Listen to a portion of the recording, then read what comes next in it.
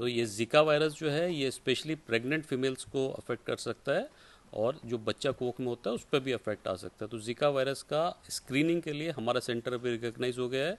हमें एनआईवी पुणे से किट्स भी आ गई हैं और अब हम बहुत ही जल्द उसका टेस्टिंग शुरू करने वाले हैं। हमने ऑलरेडी जो पेशेंट एंटीनेटल केयर के लिए आ रहे हैं उनकी सैंपल लेने शुरू कर दिए हैं। तो ये हम शुरू कर देंगे अगले हफ्ते से, और फिर जैसे ही हमारी वीआरडीएल और ज़्यादा आगे होगी तो हम और टेस्ट उसमें वीआरडीएल में ऐड करते जाएंगे।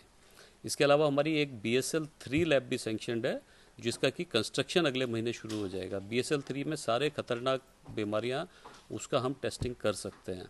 ज़िका वायरस अब हम ही यहाँ पर गुजरात के लिए सेंटर हैं, तो सारे पेशेंट के सैंपल हमारे पास आ सकते हैं, आएंगे, और आपको कहीं भी हमारे मरीजों को कहीं आगे जाने की ज़रूरत नहीं है। पुनः जब हम सैंपल भेजते हैं तो कई बार हफ्ते 10 दिन महीने तक भी लग जाते हैं, डिपेंडिंग अपॉन कि किस तरह का वो है।